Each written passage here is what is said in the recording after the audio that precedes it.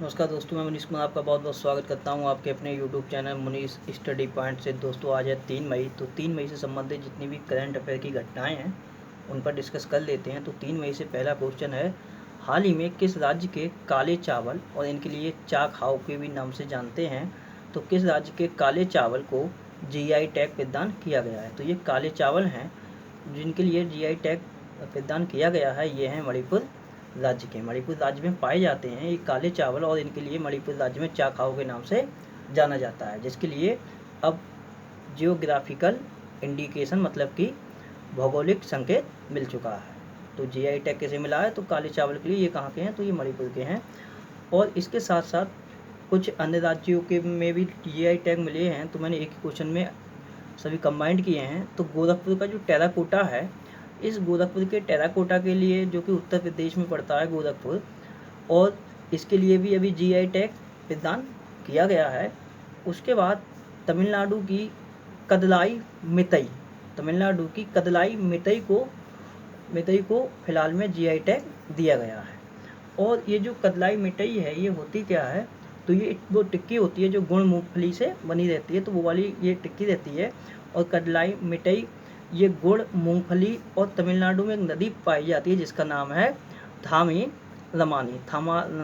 रमानी नदी के जल से ये बनाई जाती है, जिसका नाम है कदलाई मिठाई। तो ये तीन GI टैग हैं, काले चावल जो कि मणिपुर के हैं, गोरखपुर टेराकोटा उत्तर प्रदेश के लिए, और कदलाई मिठाई तमिलनाडु के लिए अभी GI टैग प्रदान किया गया है। अब बात चली थी यहाँ मणिपुर की, तो मणिपुर की राजधानी है इम्फाल, मुख्यमंत्री हैं N बीरेन्द्र सिंह, गवर्नर है नजमा हेपतुल्ला, और मणिपुर का जो हाई कोर्ट है उसके मुख्य न्यायाधीश हैं रामलिंगम सुधाकर। बात करते हैं क्वेश्चन नंबर सेकंड की। तो सेकंड क्वेश्चन है, हाल ही में दुनिया का सबसे ज़्यादा देखा जाने वाला प्रोग्राम कौन बना है? मतलब कि कौन सा कार्यक्रम सबसे ज़्यादा दुनिया में सबसे ज़्यादा देखे जाना वाला कार्यक्रम बना है? तो ये बना है रामायण ये बना है, जो कि रामानंद सागर द्वारा निर्देशित है, रामानंद सागर के द्वारा निर्देशित है, वो वाली ये रामायण है। और 16 अप्रैल के लिए तकरीबन 7.7 करोड़ दर्शकों के द्वारा ये प्रोग्राम देखा गया था। क्योंकि ज्ञात होना चाहिए, अभी केंद्र सरकार ने पुराने जितने भी अच्छे नाटक थे या अच्छे जितने भी प्रोग्राम थे उनके लिए दोबारा से चलाने के लिए एक चैनल भी चलाया था जिसका नाम था DD रेट्रो, और ये दुनिया के सबसे ज़्यादा देखे जाने वाला कार्यक्रम बन गया है जिसका नाम है रामायण, जिसके चलते इसके लिए लिम्का बुक ऑफ रिकॉर्ड में भी शामिल किया गया है। और अगर बात करें रामायण की, तो 2003 में भी इसके लिए लिम्का बुक ऑफ रिकॉर्ड में भी शामिल किया गया था।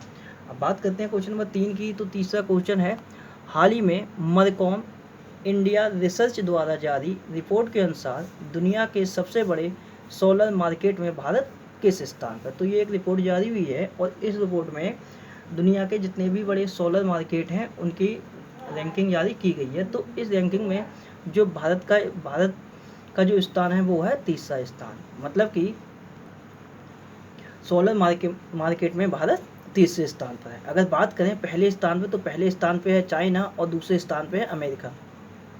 और ये जो रिपोर्ट है वो किसके द्वारा जारी की गई है? तो मरकॉम इंडियन रिसर्च के द्वारा जारी की गई है, और इस रिपोर्ट का नाम दिया गया है India solar market leather board 2020, इस रिपोर्ट का नाम दिया गया है। और कुछ समय पहले एक रिपोर्ट और भी जारी हुई थी जिसमें सोलर रूफटॉप में कौन सा राज्य शीर्ष पर रहा था? तो इसमें था गुजरात, मतलब कि सोलर टॉप इंस्टॉलेशन में कौन सा राज्य शीर्ष पर था? तो उसमें था गुजरात। तो यहाँ पे सोलर मार्केट और सोलर इंस्टॉलेशन में भारत किस स्थान पे? तो तीसरे स्थान पे, पहले पे चाइना, दूसरे पे अमेरिका। और रिपोर्ट का नाम क्या है? तो रिपोर्ट का नाम है India solar market leather board 2020। बात करते हैं क्वेश्चन नंबर 4 की। तो चौथा क्वेश्चन है, हाल ही में बजट पारदर्शिता पर आधारित रिपोर्ट में भारत किस स्थान पर रहा है? तो ये एक सर्वे किया गया है, जो कि सर्वे किसने किया है? तो इंटरनेशनल बजट पार्टनरशिप द्वारा ये ओपन बजट सर्वे की एक रिपोर्ट आई है, जिसमें कि बजट पारदर्शिता पर आधारित रिपोर्ट में भारत किस स्थान पर है? तो भारत का स्थान है 53वां। और इस रिपोर्ट में 0 से लेके 100 अंक तक दिए गए हैं देशों के लिए। इसमें 170 देशों का सर्वे किया गया है। तो इसमें भारत तो 53वें स्थान पर रहा है, लेकिन इसकी अगर अंक की बात करें तो इसके लिए 100 में से 49 अंक दिए गए हैं। अगर बात करें इसी रिपोर्ट में जो पहले स्थान पर है न्यूजीलैंड है, और न्यूजीलैंड अभी एक करंट अफेयर की घटना को लेके इम्पोर्टेंट था, मतलब कि चर्चा में रहा था। क्या? तो अभी टाइम्स हायर एजुकेशन की एक रिपोर्ट आई थी, उसमें जो टॉप यूनिवर्सिटी थी वो कहाँ की थी, तो वो न्यूजीलैंड की थी, जिसका नाम था ऑकलैंड यूनिवर्सिटी। दूसरे नंबर पर रहा है दक्षिण अफ्रीका और तीसरे नंबर पर रहा है स्वीडन। और ये जो सर्वे है ये 170 देशों का किया गया था, जिसमें कि भारत को 100 में से 49 अंक प्रदान किए गए हैं। तथा स्थान भारत का कौन सा मिला है, तो भारत का स्थान है 53वां और पहले स्थान पर न्यूजीलैंड। बात करते हैं क्वेश्चन नंबर 5 की। तो 5वां क्वेश्चन है, हाल ही में कर्नाटक विकास ग्रामीण बैंक ने सूक्ष्म लघु तथा मध्यम उद्योग क्षेत्र के लिए किस नाम से एक ऋण योजना लॉन्च की है। तो ये कर्नाटक विकास बैंक जो है, कर्नाटक विकास ग्रामीण बैंक है, इसने एक ऋण योजना चलाई है जो कि किसके लिए है, तो जो जितने भी सूक्ष्म और लघु तथा मध्यम क्षेत्र के जितने भी उद्योग हैं उनके लिए है। और विशेषकर जो लॉकडाउन के चलते हुए और कोरोना वायरस के चलते हुए जो छोटे तथा लघु तथा मध्यम उद्योग प्रभावित हुए हैं, ये ऋण योजना उनके लिए है। और इस ऋण योजना का नाम दिया गया है विकास अभय के नाम से कर्नाटक विकास ग्रामीण बैंक ने एक ऋण योजना लॉन्च की है। किस क्षेत्र में, तो MSME क्षेत्र में। इसके लिए सूक्ष्म लघु तथा मध्यम उद्योग के लिए इंग्लिश में MSME के नाम से भी जानते हैं। और ये ऋण योजना के अंतर्गत 36 माह मतलब कि 3 साल के लिए अधिकतम 1 लाख तक का ऋण भी दिया जाएगा। अगर मैं बात करूं अभी कुछ ऋण की, तो अभी सिडबी ने भी एक ऋण योजना चलाई थी सूक्ष्म लघु उद्योग में के लिए। उसका क्या नाम था, उसका नाम था सेफ प्लस। कौन सी थी, तो उसका नाम था सेफ प्लस योजना। तो अब बात करें कर्नाटक विकास बैंक की, तो इसका मुख्यालय पड़ता है धारवाड़ कर्नाटक में और अध्यक्ष हैं P गोपी कृष्ण। अब बात करते हैं क्वेश्चन नंबर 6 की। तो 6वां क्वेश्चन है, हाल ही में अखिल भारतीय आयुर्वेद संस्थान ने किस शहर की पुलिस के साथ मिलकर आयु रक्षा कार्यक्रम शुरू किया है। तो ये आयु रक्षा कार्यक्रम शुरू किया है किसने, तो भारतीय आयुर्वेद संस्थान ने किस शहर की पुलिस के साथ, तो ये दिल्ली पुलिस के साथ ये कार्यक्रम शुरू किया है, जिसका नाम रखा गया है आयु रक्षा। और ये जो कार्यक्रम है आयु रक्षा, अब इसके लिए शुरू क्यों किया गया है, तो कोविड-19 से निपटने के लिए आयुर्वेद के उपयोग के लिए व प्रतिरक्षा प्रणाली मतलब कि इम्यूनिटी जो सिस्टम होता है उसको बेहतर बनाने के लिए जो उपाय हैं उनके बारे में जागरूकता के लिए फैलाने के लिए आयु रक्षा कार्यक्रम शुरू किया गया है। और इस कार्यक्रम की जो टैगलाइन है या फिर उद्देश्य या मोटो मान सकते हैं, वो है कोरोना की जंग दिल्ली पुलिस के संग। ये इसकी टैगलाइन रखी गई है। बात करें अगर दिल्ली की, तो दिल्ली के मुख्यमंत्री अरविंद केजरीवाल, उपराज्यपाल हैं अनिल बैजल, और यहाँ का जो हाईकोर्ट है उसके मुख्य न्यायाधीश हैं DN पटेल। और दिल्ली पुलिस ने कुछ समय पहले एक योजना चलाई थी जिसका नाम था 5T योजना। ऑपरेशन शील्ड भी दिल्ली के पुलिस के द्वारा चलाया गया था। उसके बाद कल ही मैंने नोट कराया था कि दिल्ली सरकार द्वारा जितनी भी इनिशिएटिव या फिर जितनी भी पहले चलाई गई हैं उन सब पहलों की समस्त जानकारी के लिए एक वेबसाइट लॉन्च की थी दिल्ली ने, जिसका नाम था क्या था, तो दिल्ली फाइट कोरोना .in के नाम से वो वेबसाइट थी। बात करते हैं क्वेश्चन नंबर 7 की। तो 7वां क्वेश्चन है, हाल ही में अरुणाचल प्रदेश ने अपनी पहली कोविड-19 परीक्षण प्रयोगशाला कहाँ शुरू की है। तो अरुणाचल प्रदेश ने अपनी पहली कोविड-19 परीक्षण प्रयोगशाला शुरू की है ईटानगर में, मतलब कि राजधानी में। अब बात करें ये अरुणाचल प्रदेश की, तो अरुणाचल प्रदेश की राजधानी तो है ईटानगर और मुख्यमंत्री हैं पेमा खांडू, राज्यपाल हैं BD मिश्रा, और अरुणाचल प्रदेश का जो हाईकोर्ट है वो गुवाहाटी हाईकोर्ट की क्राइटेरिया में पड़ता है, जिसके मुख्य न्यायाधीश हैं अजय लांबा। और ये जो प्रयोगशाला शुरू की गई है तो इसका क्या उद्देश्य है, तो कोविड-19 के परीक्षण के लिए प्रयोगशाला स्थापित की है अरुणाचल प्रदेश ने, अपने राज्य की पहली प्रयोगशाला। अगर बात करें अरुणाचल प्रदेश की, तो अरुणाचल प्रदेश में जो एक पुल का निर्माण हुआ था जिसका नाम था दापोरिजी पुल का निर्माण किया गया था। कहाँ पे, तो अरुणाचल प्रदेश में। और किस जिले में था अरुणाचल प्रदेश के, तो अरुणाचल प्रदेश का एक जिला था जिसका नाम था ऊपरी सुबनसिरी जिला था। और सुबनसिरी नदी पे ही इसका निर्माण किया गया था, जिसका नाम था दापोरिजो पुल। उसके बाद बात करें तो अभी अरुणाचल प्रदेश में एक सांप की प्रजाति होती है ग्रीन पिट वाइपर, इसकी एक नई प्रजाति की भी खोज की गई है। उसके बाद अरुणाचल प्रदेश ने अपने राज्य के नागरिकों को 3500 रुपये भी देने की घोषणा की गई है, और ये रुपये किन्हें दिए जाएंगे, जो दूसरे राज्य में फंसे हुए हैं। उसके बाद अरुणाचल प्रदेश द्वारा कोरोना वायरस के चलते कोविड केयर नाम से एक ऐप लॉन्च किया गया था। उसके बाद बात करें तो विधानसभा में कागज रहित कार्यवाही के लिए अरुणाचल प्रदेश ने ई विधान परियोजना भी लागू की है या फिर चलाई गई है। उसके बाद बात करें तो अभी भारतीय सेना द्वारा जो पहला पर्वतीय अभ्यास हुआ था उसका आयोजन कहाँ किया गया था, तो उसका आयोजन भी अरुणाचल प्रदेश में ही किया गया था। उसके बाद एक महोत्सव है जिसका नाम है तवांग महोत्सव। तवांग महोत्सव का इस बार 7वां संस्करण था, जो कि कहाँ मनाया गया है, तो ये अरुणाचल प्रदेश में ही मनाया गया है।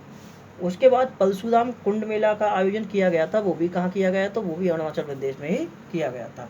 बात करते हैं क्वेश्चन नंबर 8 की। तो 8वां क्वेश्चन है, हाल ही में सऊदी अरब की अध्यक्षता में आयोजित असाधारण आभासी का मतलब है वर्चुअल मतलब वीडियो कॉन्फ्रेंसिंग, तो आभासी G20 डिजिटल इकोनॉमी मंत्रियों के शिखर सम्मेलन में भारत का नेतृत्व किसने किया है। तो जो असाधारण आभासी G20 डिजिटल इकोनॉमिक मंत्रियों की जो शिखर सम्मेलन का जो आयोजन किया गया है, अध्यक्षता किसने की है, तो ये सऊदी अरब की अध्यक्षता में हो रहे हैं, क्योंकि G20 संबंधित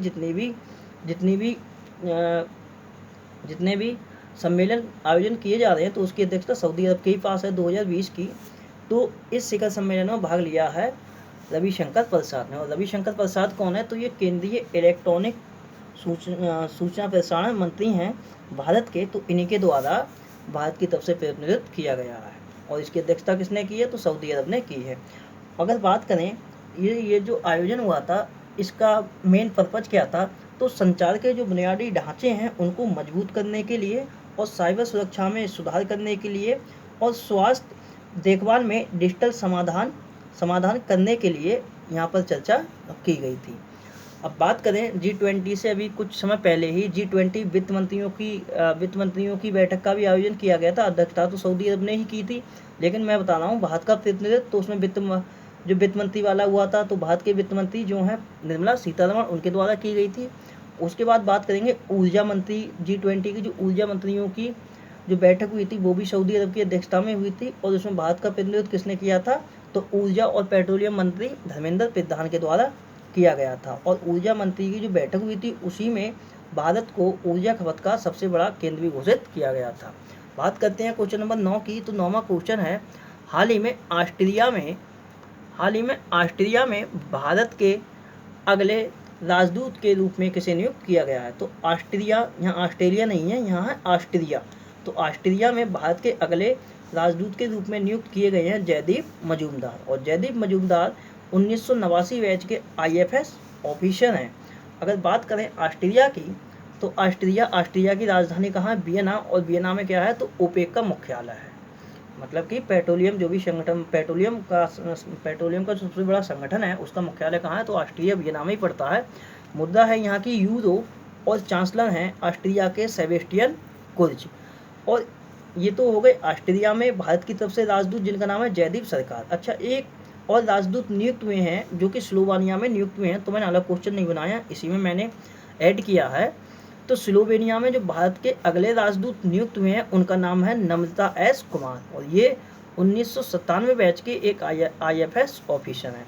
अगर बात करें स्लोवेनिया की, तो स्लोवेनिया की राजधानी है जुब्लिजाना, मुद्रा है यूरो, और PM है यहाँ के प्राइम मिनिस्टर जानेस जंसा, जो कि इसी वर्ष नियुक्त किए गए हैं, जानेस जंसा।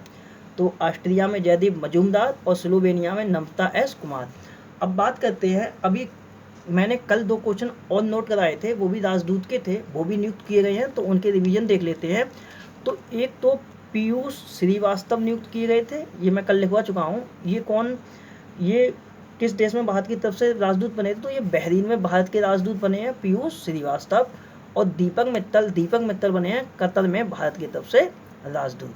तो ये 4 राजदूत हो गए जो कि इस मंथ में नियुक्त हुए हैं। कौन कौन, तो जयदीप मजूमदार ऑस्ट्रिया में, और नम्रता एस कुमार स्लोवेनिया में, पीयूष श्रीवास्तव बहरीन में और दीपक मित्तल कतर में। अब बात करते हैं क्वेश्चन नंबर 10 की। तो क्वेश्चन नंबर 10 है, कौन सा राज्य हाल ही में कौन सा राज्य डीजल, पेट्रोल तथा अन्य मोटर स्पिरिट पर कोविड-19 उपकर लगाने वाला पहला राज्य बना है?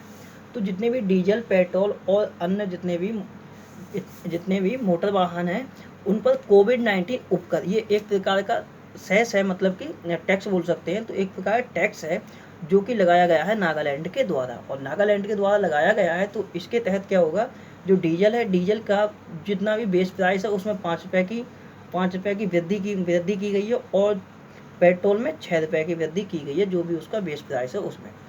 तो और ये क्यों लगाया गया है, तो लॉकडाउन के कारण जो नागालैंड की जो आर्थिक नुकसान हुआ है उसकी भरपाई के लिए ये एक उपकर लगाया गया है नागालैंड के द्वारा। बात करें नागालैंड की, तो नागालैंड की राजधानी है कोहिमा, मुख्यमंत्री हैं यहाँ के नेफ्यू रियो, राज्यपाल हैं RN रवि, और नागालैंड का जो हाईकोर्ट पड़ता है वो गुवाहाटी हाईकोर्ट पड़ता है, जिसके मुख्य न्यायाधीश हैं अजय लांबा। बात करें क्वेश्चन नंबर 11 की, तो 11वां क्वेश्चन है, हाल ही में किस राज्य ने कोविड-19 के चलते नए वाहनों की बिक्री पर रोक लगा दी है? तो कोरोना वायरस के चलते नए वाहनों की बिक्री पर रोक लगाई गई है हरियाणा राज्य की सरकार के द्वारा। हालांकि ये जो बिक्री पर या खरीद पर जो रोक लगाई है इसमें कुछ छूट भी दी गई है। छूट किस किस के लिए दी गई है, तो इसमें बस, एम्बुलेंस तथा जितने अन्य आपातकालीन वाहन हैं उनको खरीदा जा सकेगा, क्योंकि ये इमरजेंसी वाहन हैं। इनके लिए छोड़कर जितने भी वाहन हैं, मतलब कि मान सकते हैं जो व्यक्ति पर्सनली रूप से लेते हैं, तो वो जो नए वाहन है उनकी बिक्री पर रोक लगा दी गई है 1 वर्ष के लिए।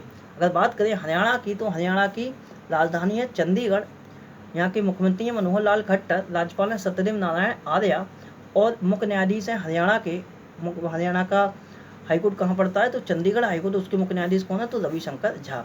और अभी हरियाणा राज्य सरकार ने जो कोविड-19 के चलते जो भी रिपोर्टिंग कर रहे हैं पत्रकार, तो उनके लिए 10 लाख रुपए का बीमा देने की भी घोषणा किसने की है, तो ये हरियाणा ने की है। उसके बाद BMW जो इंडिया कंपनी है जिसका मुख्यालय कहाँ है, तो वो गुरुग्राम हरियाणा में पड़ता है। उसके जो अध्यक्ष थे जिनका नाम था रुद्रतेज सिंह, क्या नाम था, तो रुद्रतेज सिंह नाम था, उनका निधन हो गया है हाल ही में। उसके बाद बात करें तो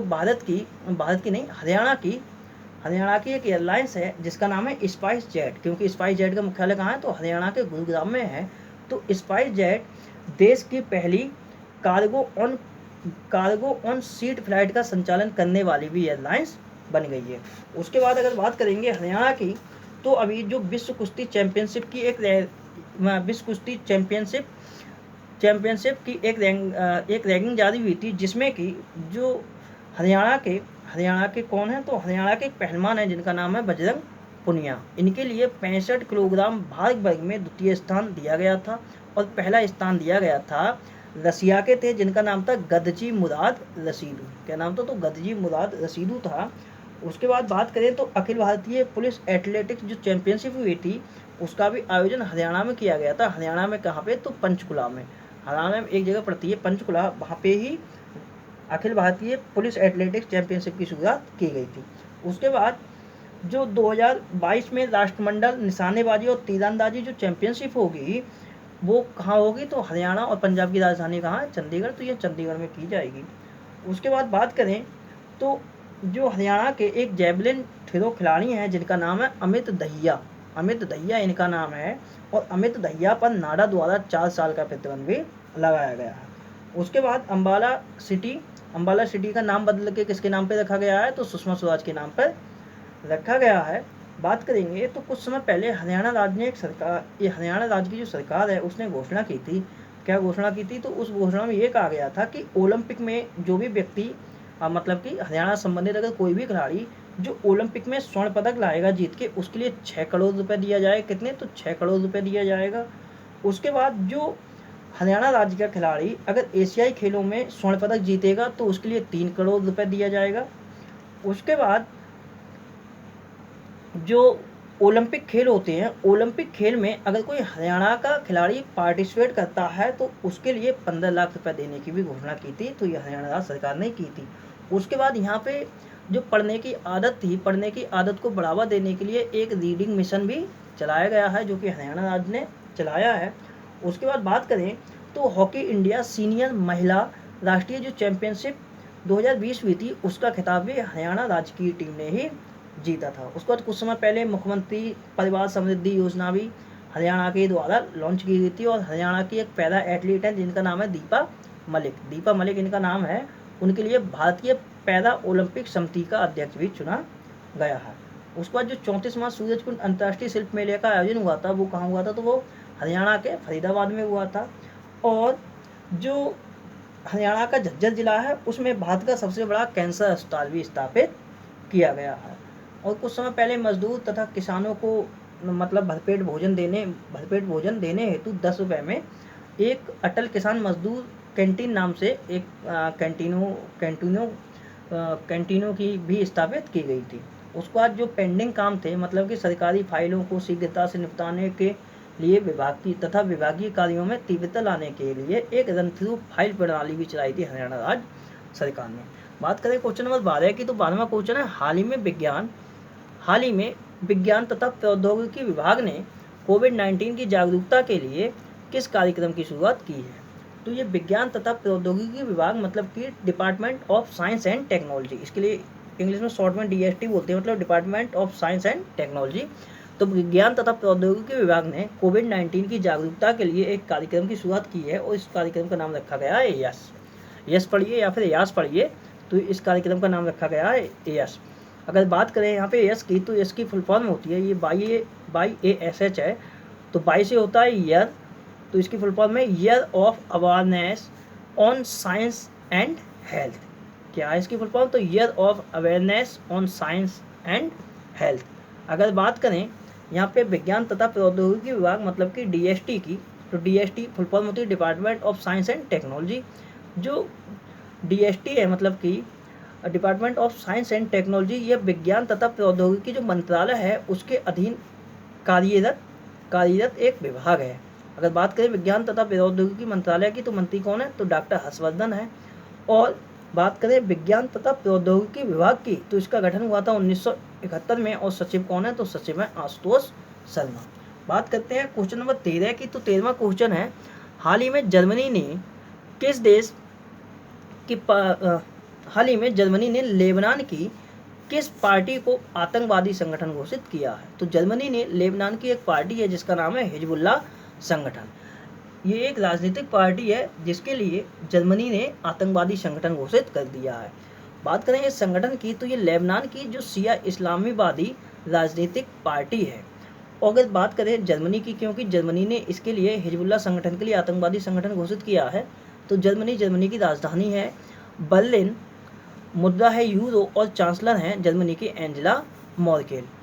अगर बात करें लेबनान की, क्योंकि ये जो संगठन है वो लेबनान का है, तो लेबनान की राजधानी है बैरूत, मुद्रा है पौंड, और PM है यहाँ के हसन दियाब। इनका न्यू अपॉइंटमेंट हुआ है इसी वर्ष, हसन दियाब भी नए प्रधानमंत्री बने हैं लेबनान के। अब बात करते हैं क्वेश्चन नंबर 14 की, तो 14वां क्वेश्चन है, हाल ही में प्रकाशित पुस्तक the room where it happened a White House memoir के लेखक कौन है। तो ये पुस्तक प्रकाशित हुई है जिसके लेखक हैं जॉन बोल्टन। क्या नाम है इनका, तो इनका नाम है जॉन बोल्टन। और ये जॉन बोल्टन कौन है, तो ये डोनाल्ड ट्रंप के पूर्व राष्ट्रीय सलाहकार हैं। और पुस्तक का नाम मैं एक बार फिर बता दे रहा हूँ, the room where it happened a White House memoir. ये इस पुस्तक का नाम है जिसके लिए लिखा है जॉन बोल्टन ने। अब बात करते हैं कुछ और पुस्तकों की जो कि कुछ समय पहले ही प्रकाशित की गई हैं और जो परीक्षा की दृष्टि से इम्पोर्टेंट है, जो पिछले मंथ की मैंने ली है। तो पिछले मंथ की जितनी भी पुस्तकें प्रकाशित हुई थी या फिर लिखी गई थी, तो उन पर उनका रिवीजन कर लेते हैं।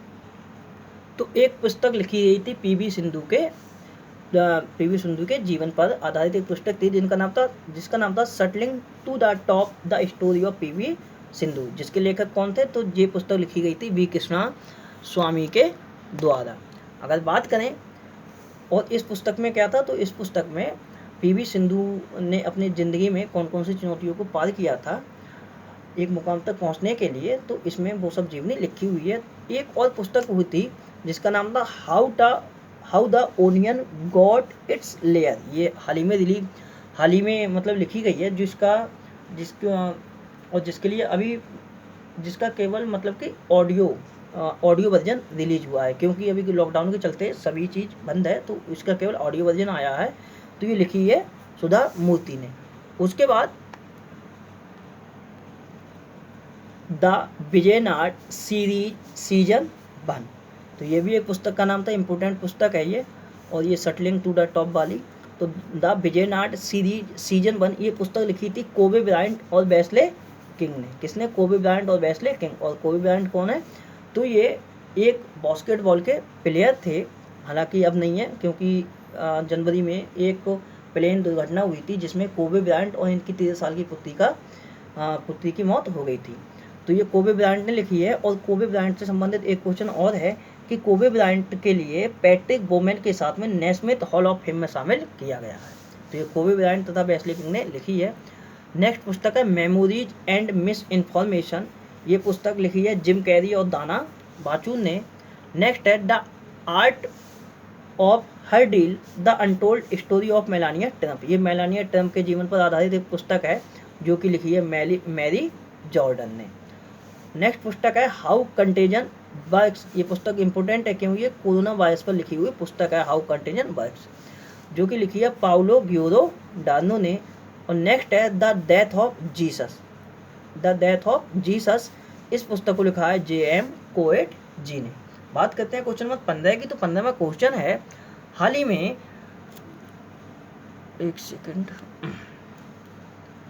में किस भारतीय डॉक्टर को जापान देश के ऑर्डर ऑफ राइजिंग सन पुरस्कार से सम्मानित किया गया है? तो ये जापान का सर्वोच्च नागरिक सम्मान है जिसके लिए बोलते हैं ऑर्डर ऑफ राइजिंग सन। और इस पुरस्कार से सम्मानित किए गए हैं भारत के थंगजाम धवाली सिंह। क्या नाम है? तो थंगजाम धवाली सिंह। और ये मणिपुर के एलोपैथिक डॉक्टर हैं जिनके लिए ऑर्डर ऑफ राइजिंग सन पुरस्कार से सम्मानित किया गया है। और इनके लिए सम्मानित किया क्यों गया है? तो भारत तथा जापान के बीच संबंध को बेहतर बनाने के लिए इनके लिए सम्मानित किया गया है। किनके लिए? तो थंगजाम धवाली सिंह, जो कि मणिपुर के एक एलोपैथिक डॉक्टर हैं। और ये वर्ष 2020 में सम्मानित हुए हैं, मतलब कि इस वर्ष। अब बात करें कि ऑर्डर ऑफ राइजिंग सन पुरस्कार से 2019 में कौन सम्मानित हुआ था? तो ये 2019 में सम्मानित हुए थे। 2019 में ऑर्डर ऑफ राइजिंग सन से सम्मानित हुए थे श्याम सरन। कौन थे? तो श्याम सरन थे, ये भारत के थे। उसके बाद अभी कुछ अवार्ड और भी मिले हैं। तो मैंने सभी क्वेश्चन अलग अलग नहीं लिखे हैं क्योंकि उसकी 3 या 4 क्वेश्चन अवार्ड के हैं। तो मैंने यहाँ अवार्ड से संबंधित था या पुरस्कार संबंधित था, तो मैंने इसी क्वेश्चन में ऐड कर दिए हैं नीचे। तो भी मैं समझा सब चीज़ दूंगा। तो इसमें एक जो पुरस्कार है, एक जिसके लिए बोलते हैं निक्केई एशिया पुरस्कार 2020। तो निक्केई एशिया 2020 के लिए के जो विजेता बने हैं उनका नाम है थल्लिपल प्रदीप। क्या नाम है? तो थल्लिपल प्रदीप या फिर टी प्रदीप, शॉर्ट में टी प्रदीप भी बोल सकती हैं।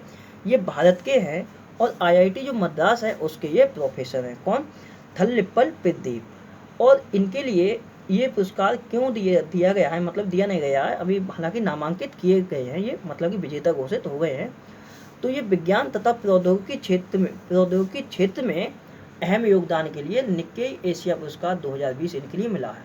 अब मैं बात करूँ, निक्केई एशिया जो पुरस्कार होता है ये 3 श्रेणियों में दिया जाता है। एक तो विज्ञान तथा प्रौद्योगिकी की श्रेणी में, जो कि किसके लिए मिला है? वो मिला है टी प्रदीप या फिर थल्लिपल प्रदीप, जो कि भारत के हैं और IIT मद्रास के प्रोफेसर हैं। उसके बाद निक्केई एशिया पुरस्कार दूसरी श्रेणी में दिया जाता है संस्कृति और समुदाय श्रेणी में। तो संस्कृति और समुदाय श्रेणी में ये पुरस्कार के विजेता बने हैं राम प्रसाद। कौन बने हैं? तो राम प्रसाद कदेल, पूरा नाम है राम प्रसाद कदेल। और ये कहाँ के हैं? तो ये नेपाल के हैं। वहीं निक्केई एशिया पुरस्कार जो तीसरी श्रेणी में दिया जाता है वो तीसरी श्रेणी है आर्थिक और व्यावसायिक नवाचार। तो आर्थिक और व्यावसायिक नवाचार श्रेणी में निक्केई एशिया पुरस्कार 2020 से के लिए नामांकित हुए हैं या सम्मानित किए जाएंगे एंथनी टेन और टेन होई लिंग।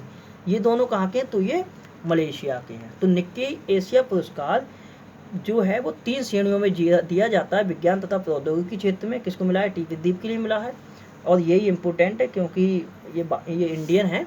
और दूसरा संस्कृति और समुदाय श्रेणी में राम प्रसाद कदेल के लिए मिला है, ये कहाँ के? नेपाल के। तीसरा आर्थिक और व्यावसायिक नवाचार श्रेणी में जो कि एंथनी टैन और टैन होय लिंग हैं, ये दोनों कहाँ से बिलोंग करते हैं? तो ये मलेशिया से बिलोंग करते हैं। अगर मैं आपके लिए बता दूं तो मैं 2019 के भी बता दे रहा हूँ किस किस को मिला है। अगर मैं बात करूं 2019 में जो निक्केई एशिया पुरस्कार मिला था, 2019 की मैं बात कर रहा हूँ, तो 2019 में जो निक्केई एशिया पुरस्कार 2020 मिला था विज्ञान तथा प्रौद्योगिकी श्रेणी में, उनका नाम था डॉक्टर लियू एल चियू थे। इनके लिए 2019 में विज्ञान तथा प्रौद्योगिकी क्षेत्र में निक्केई एशिया पुरस्कार दिया गया था। वहीं बात करें संस्कृति और समुदाय श्रेणी में 2019 में निक्केई एशिया पुरस्कार किसे दिया गया था? तो 2019 में ये दिया गया था जिसका नाम था सिनेमालया फाउंडेशन के लिए दिया गया था। ये किसी पर्टिकुलर व्यक्ति को नहीं मिला था, ये किसी फाउंडेशन के लिए दिया गया था। उसके बाद जो आर्थिक और व्यावसायिक नवाचार श्रेणी है, इसमें 2019 में निक्केई एशिया पुरस्कार दिया गया था। इनका नाम है, बड़ा अजीब नाम है, नदीएम मैकरीम। किसके लिए? तो नदीएम मैकरीम। और अगर बात करूं तो शायद 2018 में मिला था, या संस्कृति या समुदाय श्रेणी मिला है, या आर्थिक या व्यावसायिक नवाचार श्रेणी मिला था बिंदेश्वर पाठक के लिए। मुझे ये कंफर्म नहीं है कि इस श्रेणी में मिला था या फिर इस श्रेणी में मिला था। ये 2018 में दिया गया था बिंदेश्वर पाठक के लिए। उसके बाद एक अवार्ड और है जो भी मैंने यहीं पे नोट किया है, फेड कप हार्ट अवार्ड। ये टेनिस में दिया जाता है, और फेड कप हार्ट अवार्ड के लिए नामांकित हो गई हैं सानिया मिर्जा, जो कि टेनिस की खिलाड़ी हैं। और फेड कप हार्ट अवार्ड के लिए नामांकित होने वाली सानिया मिर्जा भारत की पहली टेनिस खिलाड़ी भी बनी है। तो 3 क्वेश्चन हो गए अवार्ड से संबंधित आज। एक तो हो गया ऑर्डर ऑफ राइजिंग सन का, जो कि मिला है टी धवाली सिंह को। उसके बाद दूसरा हो गया निक्केई एशिया पुरस्कार का, क्योंकि ये 3 श्रेणी मिला है तो तीनों श्रेणी मैंने लिखी हैं। और तीसरा अवार्ड हो गया आपका फेड कप हार्ट अवार्ड, जिसके लिए नामांकित की गई है सानिया मिर्जा। तो कंफ्यूज मत हो जाना। अब बात करते हैं क्वेश्चन नंबर 16 की। तो 16वां क्वेश्चन है, हाल ही में गूगल पे इंडिया की सलाहकार के रूप में किसे नियुक्त किया गया है? तो गूगल पे इंडिया की सलाहकार के रूप में नियुक्त हुई हैं शिखा शर्मा। और शिखा शर्मा ये एक्सिस बैंक की पूर्व एमडी और सीईओ भी हैं, मतलब कि एक्सिस बैंक की पूर्व एमडी और सीईओ थी। अब ये गूगल पे इंडिया की सलाहकार के रूप में नियुक्त की गई हैं। अगर बात करें ये गूगल पे है, तो गूगल पे क्या है? तो ये एक ट्रांजैक्शन का जरिया है जो कि गूगल का ही है, जिसके लिए गूगल पे के नाम से जानते हैं। अगर बात करें यहाँ गूगल की, तो गूगल की स्थापना हुई थी 1998 में। मुख्यालय है कैलिफोर्निया में और सीईओ है सुंदर पिचाई। अब बात करते हैं कल जो मैंने आपसे क्वेश्चन पूछे थे उनके आंसरों की। तो कल मैंने आपसे पहला क्वेश्चन पूछा था, किस संस्थान द्वारा विद्युत आवेश संचालित ट्राइबो मास्क, क्या नाम है इन मास्क का? तो ट्राइबो मास्क का निर्माण किस संस्थान ने किया था? तो ट्राइबो मास्क का निर्माण किया था नैनो एवं मृदु पदार्थ विज्ञान केंद्र बेंगलोर ने। वहीं जीवंत अमृत योजना का संबंध मैंने पूछा था किस राज्य से है? तो ये मध्य प्रदेश से है, क्योंकि इसमें एक त्रिकुट नाम से चूर्ण बांटा जाएगा, जो कि वहाँ के नागरिकों के इम्यूनिटी सिस्टम को मजबूत बनाएगा। उसके बाद मैंने तीसरा क्वेश्चन पूछा था मेडिसन मेकर पावर लिस्ट में शामिल भारतीय, तो ये थी बायोकॉन की संस्थापक और चेयरमैन किरण मजूमदार शाह। और किरण मजूमदार शाह के लिए मैं और बता दूं तो इनके लिए ऑर्डर ऑफ ऑस्ट्रेलिया सम्मानित किया था, और EY entrepreneur of the year का भी अवार्ड इन्हीं के लिए दिया जाएगा। उसके बाद अंतर्राष्ट्रीय वित्तीय सेवा केंद्र की स्थापना कहाँ की गई है? तो ये क्वेश्चन मैंने पूछा था जिसकी स्थापना कहाँ की गई है, तो ये गांधीनगर में की गई है। 5वां क्वेश्चन पूछा था आयुष रक्षा क्लिनिक की शुरुआत कहाँ की गई है? तो ये केरल राज्य में की गई है।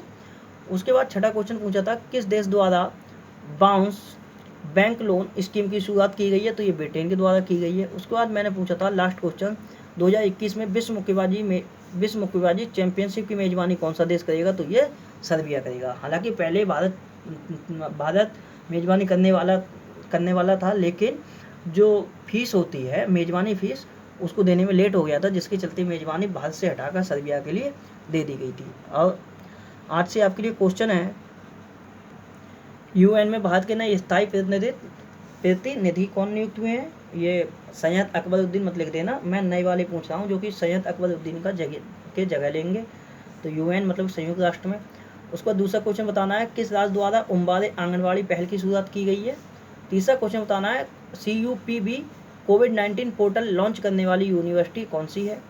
चौथा क्वेश्चन बताना है, मनरेगा में रोजगार देने में शीर्ष राज्य कौन है? पांचवा क्वेश्चन बताना है, किस राज्य द्वारा नेबरहुड क्लासेस की शुरुआत की गई है? और छठा क्वेश्चन आपको ये बताना है, कतर में भारत के नए राजदूत कौन नियुक्त हुए हैं? तो ये 6 क्वेश्चन है आज आपसे, जो कि आप नीचे कमेंट्स बॉक्स में इन सब का आंसर देना है आप लोगों के लिए। तो दोस्तों ये थी आज से संबंधित सारी करंट अफेयर की घटनाएं जो कि मैंने आपके लिए बहुत ही डिटेल में डिस्कस कर दी। दोस्तों अगर मेरे द्वारा बनाई हुई वीडियो अगर आपके लिए पसंद आती है तो मेरे चैनल मुनीष स्टडी पॉइंट के लिए लाइक करें, शेयर करें, सब्सक्राइब करें। वीडियो को टाइम देने के लिए बहुत बहुत धन्यवाद। आपका दिन शुभ हो।